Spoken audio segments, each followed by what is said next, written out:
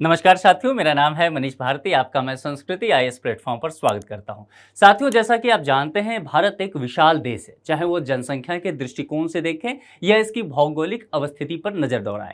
अब इसमें होता क्या है कि बहुत सारे लोग जो है अच्छी जीवन यापन के लिए, अच्छी शिक्षा के लिए, स्वास्थ्य के लिए, बेहतर रोजगार के लिए एक जगह से दूसरे जगह पलायन करते हैं, प्रवास करते हैं। इसमें बहुत सारे लोग जो है ग्रामीण क्षेत्र से शहरी क्षेत्र में जाते हैं। बहुत सारे लोग जो कस्बाई शहर में रहते हैं, छोटे शहर में रहते हैं, वे मेट्रो सिटी की तरफ पलायन कर जाते हैं। अब इसमें होता क्या है कि जिस जगह पे पहले वो रह रहे थे, वहां जिस तरह का सरकारी लाभ उन्हें मिल पा रहा था, वे सब चीजें उन्हें वहीं छूट जाता है। जहां दूसरी जगह वो जाते हैं, वहां विशेष लाभ जिस तरह से सरकार की योजनाओं का मिलना चाहिए, वह नहीं मिल पाता है। इस चक्कर में कई बार जो है वे गरीब लोग, वे मजदूर जो कि बड़े शहरों में आ जाते हैं, अपने स्थानीय जगह से निकल करके उन्हें बहुत अधिक परेशानी का सामना करना पड़ता है। खास करके इन सब चीजों में देखा गया है कि खाद्यान्न को लेकर के मामला आता है और फिर भूखमरी की समस्या बड़े शहरों में देखी गई है। सुप्रीम कोर्ट इस मामले पर लगातार नजर बनाए हुए है और कोविड के समय देखा गया था कि यह चीजें जो है लगातार उभर करके सामने आई। अब यह मुद्दा कहां से जुड़ता है? हाल ही में सुप्रीम कोर्ट ने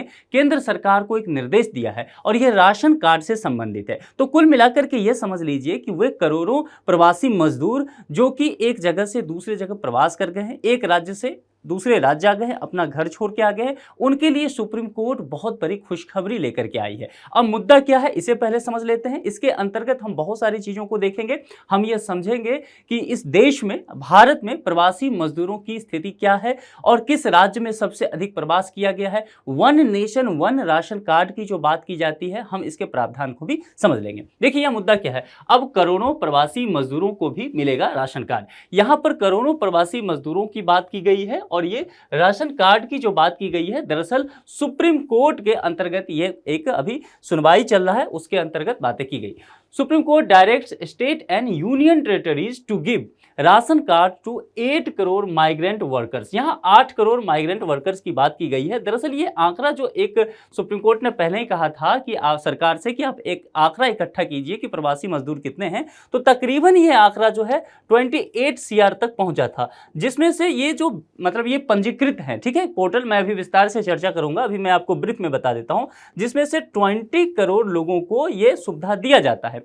लेकिन शेष ये 8 करोड़ माइग्रेंट वर्कर्स ऐसे हैं जिन्हें अभी तक राशन कार्ड की सुविधा नहीं मिल पाई है। इसी को लेकर के एक याचिका सुप्रीम कोर्ट में पहुंच गया। अंजलि भारद्वाज, हर्ष मंदर और जगदीप छोक्कर द्वारा एक याचिका दायर की गई थी। इस याचिका को दायर करते हुए कुछ मांग किया गया था। मांग का हवाला देते हुए राष्ट्रीय खाद्य सुरक्षा अधिनियम के बारे में चर्चा किया गया और कहा गया कि राष्ट्रीय खाद्य सुरक्षा अधिनियम के अंतर्गत निर्धारित सीमा के अतिरिक्त राशन कार्ड जारी किए जाने चाहिए। जो अभी मैंने कहा कि 8 करोड़ जिनको नहीं मिला है उनकी बात की गई है। इसमें यह भी कहा गया कि देश में चूंकि जनसंख्या लगातार बढ़ रही है, इसके बावजूद जो है बहुत सारे लोग हैं, प्रवासी मजदूर हैं, जिन्हें राशन कार्ड उपलब्ध नहीं कराया गया है। अब यहां पर एक बात को ध्यान में देना है। देखिए, ये जो मैंने आपसे बताया कि ये जो 28 करोड़ ये जो आंकड़ा आया था, जो पोर्टल पे रजिस्टर्ड है, ये 2011 के सेंसस के आधार पे है। आप जानते हैं कि हमारे देश में प्रत्येक 10 साल में जनगणना का कार्य होता है। तो 2011 में जो जनगणना हुआ था, ये पूरी तरह से इस डेटा को 2011 के जनगणना के अनुसार लिया गया। लेकिन अब मामला क्या है कि 2021 में जनगणना होना था, लेकिन कोविड की वजह से और अन्य तकनीकी कारणों की वजह से जनगणना 2021 में नहीं हो पाया। हालांकि गृह मंत्री अमित शाह जी लोकसभा में हाल ही में उन्होंने कहा कि 2024 का यह आम चुनाव जब जैसा ही खत्म हो जाता है, जनगणना का कार्य प्रारंभ करा दिया जाएगा। तो यहां पर याचिका में एक पॉइंट यह भी डाला गया कि चूंकि आप जो है ये पुराना डेटा के हिसाब से कह रहे हैं, लेकिन जनसंख्या तो लगातार बढ़ रही है, ठीक है, तो उसके आधार पर और भी प्रवासी मजदूर आए होंगे, उनकी भी समस्याएं हैं, तो उनको भी शामिल इसके तहत कर लिया जाए, ये बात कही जा रही है। इससे लगभग 10 करोड़ से अधिक लोग जो हैं वह खाद्य सुरक्षा से बाहर हैं, यानी कि ऐसे 10 करोड़ लोग हैं जो कि अगर आप 2011 की जनगणना लेते हैं तो बताया गया है कि तकरीबन 10 करोड़ लोग, देखिए ये एक अनुमान है, ठीक है, लेकिन ये मान के चलते हैं हम कि 10 करोड़ लोग ऐसे हो सकते हैं जिनको खाद्य सुरक्षा मिलना चाहिए और वे इस दायरे से बाहर अभी तक हो रहे हैं। याचिकाकर्ताओं का कहना है कि सार्वजनिक वितरण प्रणाली, इसे आप नोट कर लीजिए, सार्वजनिक वितरण प्रणाली के अंतर्गत जो कि प्राप्त प्रवासी श्रमिक हैं, उनके परिवारों को रियायती मूल्य पर खाद्यान्न प्राप्त करने का अधिकार है। दो बातें हैं इसमें। एक बात तो यहां पर है रियायती मूल्य यानी कि कम कीमत पर खाद्यान्न, और खाद्यान्न कैसा होना चाहिए, गुणवत्तापूर्ण होना चाहिए। ठीक है, यानी कि दो बातें हैं, एक तो कीमत कम हो, और दूसरा यदि कीमत कम हो इसका मतलब नहीं है कि कुछ भी आप अनाज दे देंगे, है ना, सड़ा गला अनाज दे देंगे, ऐसा नहीं है। आप अच्छा अनाज देंगे, गुणवत्तापूर्ण अनाज देंगे, और कीमत भी उसका कम रखेंगे। ठीक है, तो यह बातें इसमें की गई। अब यहां पर बात करते हैं ई श्रम पोर्टल की। आपने इसे पढ़ा भी होगा, सरकार के द्वारा ई श्रम पोर्टल जारी किया गया। ई श्रम पोर्टल इसीलिए जारी किया गया कि जो प्रवासी लोग वगैरह हैं वहां पर जाकर के अपने आप को रजिस्टर कर ले, ताकि उसके आधार पर आंकड़ा मिल जाए और उन्हें लाभ दिया जा सके योजनाओं का। तो यहां पर मैंने जैसा कि पहले भी बताया था कि ई श्रम पोर्टल पर तकरीबन जो है 28.6 करोड़ जो रजिस्टर्ड हैं लोग यहां पर, जिसमें से पहले ही 20.63 करोड़ जो रजिस्टर्ड लोग हैं उनको यह सुविधा राशन कार्ड का उपलब्ध करा दिया गया है, जैसा कि मैंने पहले भी कहा। और सुप्रीम कोर्ट ने यही कहा कि 28 था, 20 को आपने दे दिया है, तकरीबन ये 8 करोड़ जो बचा है इन्हें भी जल्द से जल्द आप ये सुविधा मुहैया करा दीजिए। इसमें एक बात वही ध्यान रखना है कि ये सारे आंकड़े जो हैं वह 2011 के हिसाब से है। तो यही कहा गया है कि यदि ये आंकड़ा 2021 के हिसाब से लेते हैं या 2024 में है तो अभी का आंकड़ा लेते हैं तो यह बढ़कर के तकरीबन 10 करोड़ तक आ सकता है। ठीक है, एक बात समझ में आ गया। इस मामले को सुप्रीम कोर्ट के 2 जजों की पीठ के समक्ष रखा गया, जिसमें न्यायमूर्ति हिमा कोहली हैं और न्यायमूर्ति अहसानुद्दीन अमानुल्लाह हैं। ठीक है, इस मामले को देख रहे हैं। चलिए आगे बढ़ते हैं। अब सुप्रीम कोर्ट का क्या फैसला है। सुप्रीम कोर्ट ने पूरी सुनवाई करी, उसके आधार पर कुछ बातें कहा है सुनवाई के दौरान सुप्रीम कोर्ट ने। देखिए, ये जो 2 जजों के पीठ है इन्होंने कुछ बातें कही है और इन्होंने निर्देश दिया है। निर्देश में केंद्र सरकार को भी निर्देश दिया है, राज्य सरकारों को भी निर्देश दिया है, और जो कि केंद्र प्रशासित प्रदेश हैं यानी कि यूनियन टेरिटरी हैं उन्हें भी ये निर्देश दिया गया है। और कहा गया है कि 2 माह के अंतर्गत यानी कि अनंत काल का समय इन्हें नहीं दिया गया। इन्हें कहा गया कि आपके पास केवल 2 महीना का और हम समय दे रहे हैं, यानी कि सुप्रीम कोर्ट यहां पर काफी सख्त नजर आई कि हम आपको केवल अब 2 महीना का समय देंगे। ई श्रम पोर्टल पर जितने भी रजिस्टर्ड हैं अब बचे हुए हैं, जो कि 8 करोड़ जैसा कि मैंने बताया, प्रवासी मजदूर और असंगठित क्षेत्र के, है ना, तो इनको आप जल्दी से जल्दी राशन कार्ड उपलब्ध करा दीजिए। ये 2 महीना का समय इन्हें दे दिया गया है। पीठ ने अप्रैल 2023 के आदेश के क्रियान्वयन में देरी पर आपत्ति जताई। इससे पहले भी जब यह मामला हुआ था उस वक्त सुप्रीम कोर्ट ने अप्रैल 2023 में एक निर्देश दिया था और कहा कि जो निर्देश मैंने आपको दिया था प्रवासी श्रमिक को ध्यान में रखते हुए आपने उसे अभी तक इंप्लीमेंट नहीं किया है। तो यहां पर सुप्रीम कोर्ट इसलिए सख्त नजर आई। प्रवासी मजदूर जो हैं जो कि ई श्रम पोर्टल पर रजिस्टर तो हैं लेकिन राष्ट्रीय खाद्य सुरक्षा अधिनियम के अंतर्गत शामिल नहीं किए गए हैं। ऐसे लगभग 8 करोड़ प्रवासी मजदूरों को राशन कार्ड उपलब्ध करवाने के लिए उस वक्त 3 माह का समय दिया गया था, लेकिन ऐसा होता हुआ नहीं दिख रहा है। इसीलिए यहां पर याचिकाकर्ता पहुंचे और उन्हें फिर अब केंद्र सरकार, राज्य सरकार और केंद्र शासित प्रदेश जो है इन्हें 2 महीने का अतिरिक्त और समय दे दिया गया है। जैसा कि मैंने कोविड का चर्चा किया, कोविड के दौरान इन चीजों पर अधिक नजर गया, हम सभी का अधिक फोकस आया प्रवासी मजदूरों को लेकर के पूरे देश में, और कह सकते हैं कि इंटरनेशनल मीडिया में भी काफी इस पर चर्चा होने लगा। कोविड काल में सुप्रीम कोर्ट ने एक मामले में केंद्र सरकार को प्रवासी मजदूरों के लिए योजना तैयार करने का आदेश दिया था। ठीक है, प्रवासी श्रमिकों व असंगठित मजदूरों द्वारा बिना राशन कार्ड के खाद्यान्न प्राप्त कर सके इसके लिए। ठीक है, क्योंकि उस वक्त ऐसा हो गया था, आप जानते हैं कि बहुत अधिक संकट आ गया था। जो लोग शहर में थे वो शहर छोड़ के गांव जा रहे थे, बहुत लोग शहर में फंस गए थे, उनके पास खाने पीने की सुविधा नहीं थी, क्योंकि लॉकडाउन लग गया था तो रोजगार नहीं था, रोजगार की वजह से पैसा नहीं हो पा रहा था। तो उस वक्त सरकार ने एक बात सोचा, उस वक्त सुप्रीम कोर्ट ने सरकार को एक निर्देश दिया कि आप कुछ इस तरह की व्यवस्था कीजिए कि जिनके पास राशन कार्ड नहीं है उन्हें भी खाद्यान्न की प्राप्ति हो सके। सुप्रीम कोर्ट का यह निर्णय था उस वक्त का। सुप्रीम कोर्ट के अनुसार प्रवासी श्रमिक जो हैं वह राष्ट्र के निर्माण में अपनी महत्वपूर्ण भूमिका निभाते हैं। निश्चित तौर पर बहुत सारे लोग देखेंगे बड़े शहर में, मेट्रो सिटी में कंस्ट्रक्शन का काम चलता है तो जो प्रवासी मजदूर हैं उनके द्वारा ही यह काम कराया जाता है। इसीलिए राज्य को भी ये चाहिए कि प्रवासी मजदूरों का जो अधिकार है उसको सुरक्षित रखा जाए। भारत में प्रवासी श्रमिकों की स्थिति, अब यहां से हम देख लेते हैं कि करंट अफेयर्स क्या था। देखिए ये हो चुका है, ठीक है, यानी कि सुप्रीम कोर्ट का क्या निर्णय रहा, सुप्रीम कोर्ट ने क्या कहा, समय कितना दिया गया, केंद्र सरकार ने अभी तक क्या किया, ये सब हमने देख लिया है। अब यहां से हम जो हालात हैं स्टैटिक पोर्शन पर चलते हैं। ठीक है, देखिए वर्ष 2011 की जनगणना के आंकड़ों के अनुसार भारत में अंतर राज्य प्रवासी श्रमिकों की कुल संख्या अगर आप देखेंगे तो 4,14,22,917 दर्ज किया गया है। ठीक है, ये 2011 के जनगणना के आधार पर बताया गया। आप ध्यान रखिए, मैंने पहले भी कहा कि 2021 में जनगणना नहीं हुआ और हम 24 में हैं, तो ये आंकड़ा जो है और बढ़ता हुआ नजर आएगा। श्रम और रोजगार मंत्रालय के अंतर्गत श्रम ब्यूरो ने 1 अप्रैल 2021 से प्रवासी श्रमिकों का अखिल भारतीय सर्वेक्षण किया। अब इसके आधार पर कुछ आंकड़े निकल के आए, जरा इन आंकड़ों को देखते हैं। इसमें यह बताया गया है कि किस राज्य में कितने प्रवासी मजदूर हैं। ये सारा चीज जो है फिर से बता दूं कि 2011 के सेंसस के आधार पर रखा गया है माइग्रेंट वर्कर्स को लेकर के। अब यहां पर देखिए अल्फाबेटिकली यहां पर जो है विभिन्न स्टेट के बारे में बताया गया है, जिसमें यहां पर बताया गया कि कुल कितने प्रवासी मजदूर वहां रह रहे हैं। ठीक है, दूसरी बात यहां पर बताया गया कि उनमें पुरुषों की संख्या कितनी है और फिर उसमें बताया गया है कि महिलाओं की संख्या कितनी है। जैसा कि मान लेते हैं, एक उदाहरण के तौर पर मैं आपको बताऊं, अंडमान एंड निकोबार आइलैंड के बारे में बताया गया। ये एक यूटी है, यूनियन टेरिटरी है। यहां पर अगर प्रवासी मजदूर देखेंगे तो 52,129 है। ठीक है, अब इसमें पुरुषों की संख्या देखेंगे तो 47,229 है और महिला प्रवासी मजदूरों की संख्या जो है वह 4,900 है। तो एक आंकड़ा सरकार के पास यहां पर पहुंच गया कि देखिए ये जो है टोटल जो तकरीबन 52,000 है उसमें अधिकांश पुरुष हैं और महिला प्रवासियों की संख्या कम है।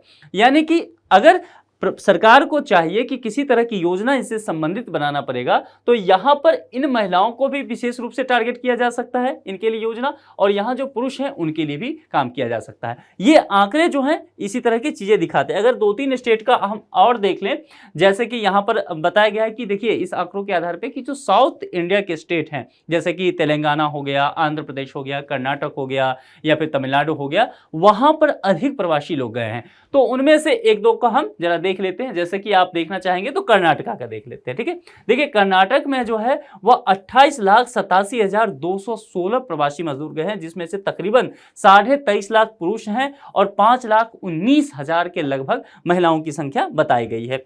इसके अलावा अगर हम देखते हैं कुछ और स्टेट देख लेते हैं, जैसे कि राजस्थान को देख लेते हैं। राजस्थान में बताया गया है कि 17 लाख के करीब प्रवासी हैं, जिसमें से 14.5 लाख के आसपास पुरुषों की संख्या है और यहां पर अगर आप देखेंगे तो 2,63,000 के करीब महिला प्रवासी मजदूरों की संख्या है। यही हालत अगर आप तमिलनाडु में देखेंगे तो आपको यहां नजर आ जाएगा। यानी कि देखिए जो साउथ के स्टेट हैं वहां पर देखा गया है कि अधिक प्रवासी मजदूर हैं। देखिए यहां पर कुछ मेजर स्टेट को देख लेते हैं। गुजरात में अधिकांशतः लोग रोजगार के लिए, बेहतर जीवन यापन के लिए प्रवास करके जाते हैं। भारत की अगर स्थिति देखेंगे तो 30,41,779 नजर आएगा। वहीं महाराष्ट्र में देखेंगे तो ये तकरीबन 80 लाख के करीब आपको नजर आएगा। कर्नाटका में देखेंगे तो तकरीबन 29 लाख के करीब आएगा। आंध्र प्रदेश में देखेंगे तो यह तकरीबन जो है 37 लाख के करीब आएगा और तमिलनाडु में यह आंकड़ा जो है तकरीबन आपको 35 लाख के करीब आएगा। यानी कि ये कुछ ऐसे स्टेट हैं जहां पर प्रवास अधिक होता है। अब जाहिर सी बात है ये स्टेट है, अब जैसे देख लेते हैं गुजरात की स्थिति देख लीजिए, महाराष्ट्र की स्थिति देखिए, कर्नाटका देखिए, यहां पर आंध्र प्रदेश और तमिलनाडु, ये ऐसे स्टेट हैं जहां पर इंडस्ट्री ज्यादा है। देखिए इसलिए कहते हैं डेटा आपको मिल गया लेकिन डेटा का एनालिसिस आपको करने आना चाहिए। ठीक है, बिटवीन द लाइन स्टडी करने का यही मतलब होता है। इन डेटा के आधार पर यह जानेंगे आखिर प्रवास जो हो रहा है, लोग भारत के विभिन्न भाग से यहां पहुंच रहे हैं तो क्यों पहुंच रहे हैं, इसकी क्या वजह हो सकती है। वजह यह हो सकती है कि ये एक ऐसे राज्य हैं जो कि बाकी राज्यों की तुलना में विकसित हैं और यहां पर रोजगार के अधिक साधन उपलब्ध हैं, इंडस्ट्रियल एरिया ज्यादा है, इसीलिए विभिन्न भागों से लोग यहां पर पहुंचते हैं बेहतर जीवन यापन के लिए। ये एक मामला समझ में आ गया। चलिए अब आगे बढ़ते हैं। अब इसमें यह बताया गया है कि किस सेक्टर में कितने प्रवासी लोग हैं। ठीक है, और यहां पर अगर देखेंगे तो ग्रामीण क्षेत्र पर भी नजर डालिए और शहरी क्षेत्र पर भी नजर डालिए। मेल फीमेल दोनों स्पष्ट कर दिया गया है। जैसे कि 1-2 सेक्टर ले लेते हैं, जैसे कि हम प्राइमरी सेक्टर लेते हैं। प्राइमरी सेक्टर कहने का तात्पर्य क्या होता है, आपने इकोनॉमी में पढ़ा होगा। प्राइमरी सेक्टर के अंतर्गत आता है अर्थव्यवस्था में कृषि से संबंधित जो काम होता है। ठीक है, उसके बाद सेकेंडरी में आप जानते हैं विनिर्माण की चीजें आती है, मैन्युफैक्चरिंग की चीजें आती है और टर्शियरी में सर्विस सेक्टर आ जाता है। तो यहां पर कुछ चीजें देखते हैं, हम प्राइमरी से ले लेते हैं। तो प्राइमरी में अगर ग्रामीण क्षेत्र में देखेंगे तो यहां पर आपको माइग्रेंट वर्कर की स्थिति 4% देखेगा और फीमेल का जरा देखिए 75% तक नजर आएगा। तो आप इससे एक अनुमान यह लगा लिए हैं कि कृषि क्षेत्र में महिलाओं की तादाद जो है बढ़ता जा रहा है, यानी कि कृषि का महिलाकरण हो रहा है। आप एक बात समझ पाए यहां पर कृषि क्षेत्र में देखिए, क्योंकि ये आंकड़े यही कह रहे हैं, ठीक है, पुरुषों की संख्या कृषि में प्राइमरी सेक्टर में कम होता जा रहा है। ग्रामीण एरिया की बात किया गया। अगर शहरी एरिया का बात करेंगे, इसमें कृषि और कृषि से जुड़े हुए अन्य मामले भी हो सकते हैं, ठीक है। अब यहां पर अगर देखेंगे आप अर्बन एरिया में, तो अर्बन एरिया में कृषि से संबंधित जो कार्य हैं उसमें पुरुषों की संख्या 20% बताई गई है, यह प्रवासी मजदूर से संबंधित है। वहीं महिलाओं की स्थिति देखेंगे तो 65%। अब यहां पर निश्चित तौर पर ग्रामीण क्षेत्र से अगर सापेक्षता के आधार पर देखेंगे तो पुरुषों का आंकड़ा 16% तक अधिक हुआ है, लेकिन यहां पर फीमेल का देखेंगे तो ग्रामीण सेक्टर के आधार पर कम कितना हुआ है, तो केवल 10%। फिर भी 65% जो है महिलाएं शहरी क्षेत्र में भी कृषि कार्य में संलग्न है। यानी कि कृषि कार्य में आपको समय के साथ यह देखने को मिलेगा कि कृषि में महिलाओं की भागीदारी निरंतर बढ़ती नजर आ रही है। यूपीएससी मेंस में एक बार इससे संबंधित एक प्रश्न पूछ भी चुकी है, इसीलिए आपको इस टॉपिक को इस तरह से तैयार कीजिए। अब देखिए आंकड़े हैं, आप कहेंगे कि ये जो है करंट अफेयर्स का मुद्दा नहीं था, लेकिन देखिए डेटा से एक प्रश्न यहां पर निकल जाएगा और ये प्रश्न जो है वह मेंस में पूछा गया था, तो इस बात को आपको ध्यान रखना है। इसी तरह मैन्युफैक्चरिंग, पब्लिक सर्विसेज हो गया, कंस्ट्रक्शन हो गया, ट्रेडिशनल सर्विसेज जो होता है, मॉडर्न सर्विसेज, इन सभी चीजों पर आपको ये डेटा मिल जाएगा। इसके आधार पर आप इसकी व्याख्या कर सकते हैं। अब जरा हम राष्ट्रीय खाद्य सुरक्षा अधिनियम की चर्चा करते हैं, क्योंकि याचिकाकर्ता ने अपनी याचिका के दौरान इस अधिनियम को चर्चा में लाया था। अब देखिए इस अधिनियम को 10 सितंबर 2013 में अधिसूचित किया गया था। इसका उद्देश्य क्या रखा गया था, शब्द पर ध्यान दीजिए। राष्ट्रीय खाद्य सुरक्षा अधिनियम एक ऐसा अधिनियम लाया गया जो कि राष्ट्रीय स्तर पर लागू किया गया, और किस चीज के लिए, खाद्य सुरक्षा के लिए, लोगों के पास पर्याप्त भोजन उपलब्ध हो पाए, लोग जो है भूखमरी के शिकार ना हो पाए, इसके लिए काम किया गया। अगर आप देखिए किसी भी अधिनियम को, योजना को सही से तोड़ करके कीवर्ड को आप समझ लेंगे तो बहुत अधिक उस पर मेहनत करने की आवश्यकता नहीं होगी। 10 सितंबर 2013 को इसे लाया गया था। उद्देश्य क्या था, गरिमापूर्ण जीवन जीने के लिए लोगों का कम कीमतों पर अच्छी गुणवत्ता वाले खाद्यान्न उपलब्ध कराना। जब भी यहां पर राष्ट्रीय खाद्य सुरक्षा अधिनियम को आप पढ़ें, कहीं भी पढ़ें या खाद्यान्न संकट से कभी भी पढ़ें, तो दो चीजों पर आपको ध्यान देना है। एक चीजें क्या है कि जो प्राइस है, कीमत है, वह कम होना चाहिए, और यहां पर जो क्वालिटी की बात की जाएगी वह क्वालिटी बेहतर होनी चाहिए। जो फूड की क्वालिटी है उसकी बात की गई है वह बेहतर, यानी कि प्राइस कम हो लेकिन क्वालिटी कमजोर ना हो, क्वालिटी बेहतर हो। तो यही बातें इसके तहत किया गया। इसके आधार पर क्या होगा, खाद्य और पोषण की सुरक्षा मिल पाएगा। जो बच्चे आप देखते होंगे बहुत सारे कुपोषण की स्थिति में होते हैं, तो जाहिर सी बात है इसमें जो है हमारी स्थिति बेहतर हो पाएगी और राष्ट्रीय स्तर पर इसे किया जाएगा। सार्वजनिक वितरण प्रणाली के अंतर्गत ग्रामीण एवं शहरी जनसंख्या को क्रमशः यहां पर बताया गया कि 75% और शहरी क्षेत्र में देखेंगे तो 50% जनसंख्या को रियायती दरों पर यहां पर खाद्यान्न उपलब्ध सरकार के द्वारा कराया जा रहा है। ये सारे आंकड़े जो हैं 2011 की जनसंख्या के आधार पर, इस बात को कभी नहीं भूलना है। राष्ट्रीय खाद्य सुरक्षा अधिनियम में भारत की कुल जनसंख्या के 67% लोग जो हैं शामिल कर लिए गए हैं।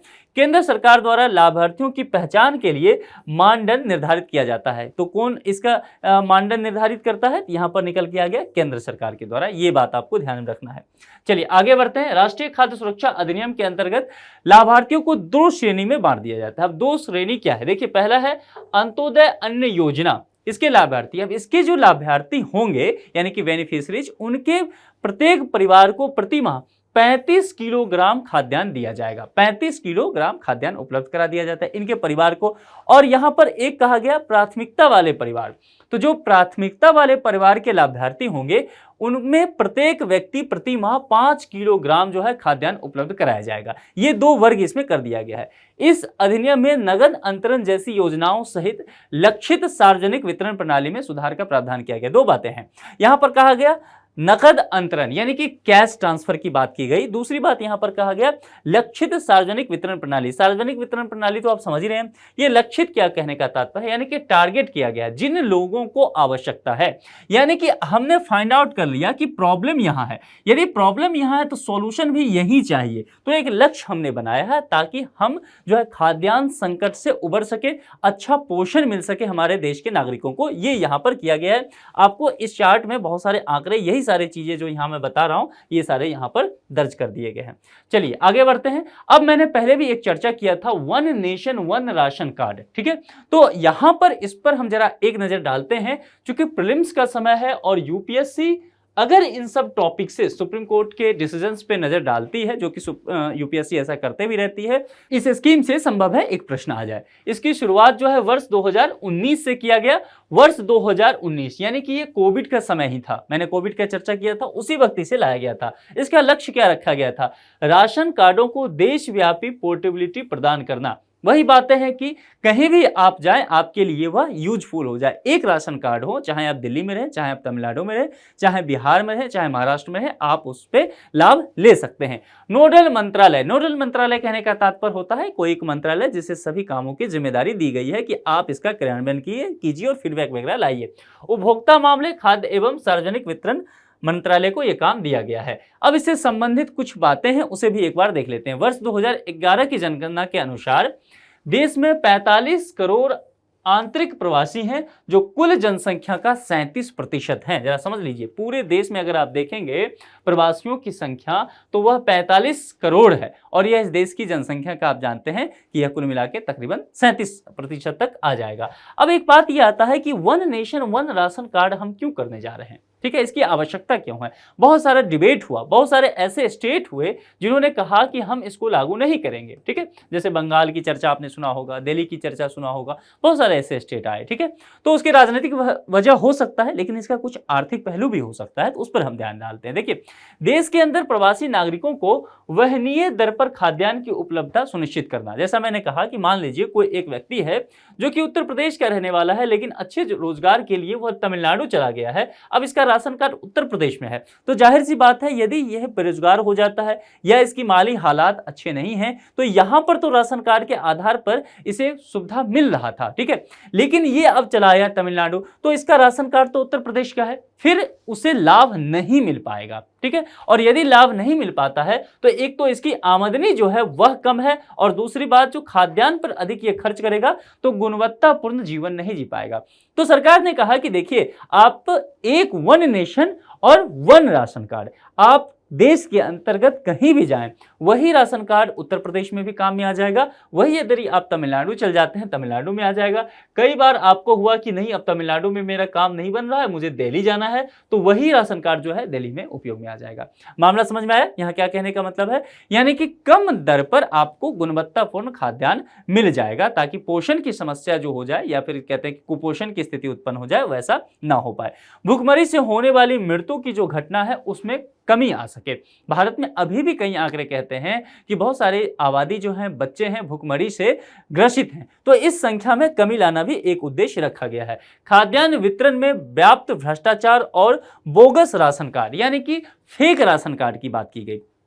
अब व्यक्ति यूपी में है और ये व्यक्ति बहुत दिन पहले तमिलनाडु आ गया है, लंबे समय से यहीं रह गया, इसी जगह का निवासी बन गया, लेकिन इसका राशन कार्ड यहाँ भी जारी है, ठीक है, और इसने राशन कार्ड तमिलनाडु में भी बनवा लिया। तो उत्तर प्रदेश के राशन कार्ड पर कोई और व्यक्ति लाभ ले रहा है जो कि ये व्यक्ति नहीं है जिसका नाम है, ठीक है, वो तो तमिलनाडु में लाभ मिल रहा है, यानी कि बोगस राशन कार्ड हो गया। तो जहां पर जो लक्ष्य था सरकार का कि जो लोग जिनको कम दर पर गुणवत्तापूर्ण अनाज देना था, उस व्यक्ति तक वो पहुंच नहीं पाया, तो जाहिर सी बात है भ्रष्टाचार हुआ। तो भ्रष्टाचार को कम करने के लिए, फेक राशन कार्ड को खत्म करने के लिए इस तरह की व्यवस्था करना जरूरी हो गया था। चलिए, अब इस मुद्दे पर एक संभावित प्रश्न है, और प्रश्न जो है वो प्रीलिम्स के स्तर का है। आप जानते हैं कि मैं जवाब नहीं दिया करता हूं, क्योंकि आप लोग बखूबी जवाब दे लेते हैं, तो इस प्रश्न को जरा देखते हैं। प्रीलिम्स का यह प्रश्न है, ध्यान में रखना है, कमेंट बॉक्स में आपको इसका जवाब देना है। One nation one ration card से संबंधित निम्नलिखित कथनों पर विचार कीजिए। यहां ध्यान देना है पूछे गए शब्द पर, असत्य नहीं है। असत्य नहीं है कहने का तात्पर्य क्या है, यहां पूछता असत्य है, इसका मतलब है कि जो असत्य है, जो गलत है, लेकिन पूछा है कि असत्य नहीं है, यानी कि मतलब जो सत्य है। तो सबसे पहले जो पिछले शब्द हो ना उसी को आप डिकोडिंग कर लीजिए ताकि आपको समझ में आ जाए कि क्या करना है हमें यहाँ पर। ठीक है, चलिए अब देखते हैं। इसकी शुरुआत वर्ष 2019 में उपभोक्ता मामले, खाद्य एवं सार्वजनिक वितरण मंत्रालय के अंतर्गत की गई। अब देखिए यहाँ पर एक बात कर दी गई, मैंने कहा ये टॉपिक इंपॉर्टेंट है, one nation one ration card. अब यहाँ पर ईयर भी आपसे पूछ लिया गया और यह पूछ लिया गया कि नोडल एजेंसी कौन है। इसका नोडल मंत्रालय से संबंधित बातें पूछ ली गई, जो इसकी चर्चा हमने की है। तो जाहिर सी बात है, जब भी किसी योजना के बारे में पढ़िए, ठीक है, तो आप यह भी पढ़िए कि वह कब शुरू किया गया, उसका उद्देश्य क्या है और उसकी नोडल एजेंसी कौन सी है, ठीक है, और कितने लाभार्थी उससे संबंधित हैं। तो ये चीजें आपको जानना चाहिए, जो कि पूछ लिया है एक ही स्टेटमेंट में। इसका उद्देश्य राशन कार्ड को देशव्यापी पोर्टेबिलिटी प्रदान करना है। दो कथन दिया गया है, दो कथन में से असत्य नहीं, यानी कि सत्य जो भी है उसके आधार पर यहाँ पर 4 कूट दिया गया, उसमें से कोई एक सही होगा। जो भी आपको सही लगे उसका चयन करके कमेंट बॉक्स में आप जरूर लिखिए। सुप्रीम कोर्ट ने केंद्र सरकार को और विभिन्न राज्य सरकार और यूनियन टेरिटरी को जो ये निर्देश दिया है कि 2 महीना का समय आपको देते हैं, जो ई श्रम पोर्टल पर 8 करोड़ और ऐसे प्रवासी मजदूर हैं जिन्हें अभी तक राशन कार्ड उपलब्ध नहीं कराया गया है, आप जल्द से जल्द उपलब्ध करा दें। इस मुद्दे पर आप क्या सोचते हैं और क्या आप भी इसे मानते हैं कि वाकई ऐसा होने से जो प्रवासी मजदूर हैं उनके लिए यह गुणवत्तापूर्ण जीवन का एक आधार बनेगा, उनकी जो आमदनी है वह और बेहतर हो पाएगी, जीवन यात्रा और सुखद हो पाएगा। आप इस पर क्या सोचते हैं, क्या विचार करते हैं, कमेंट बॉक्स में अपने विचार जरूर बताइए। आज के इस लेक्चर में इतना ही रखते हैं, किसी दूसरे लेक्चर में किसी दूसरे मुद्दे के साथ आपसे पुनः मुलाकात होगी। अपना बेहद ख्याल रखिए। Thank you.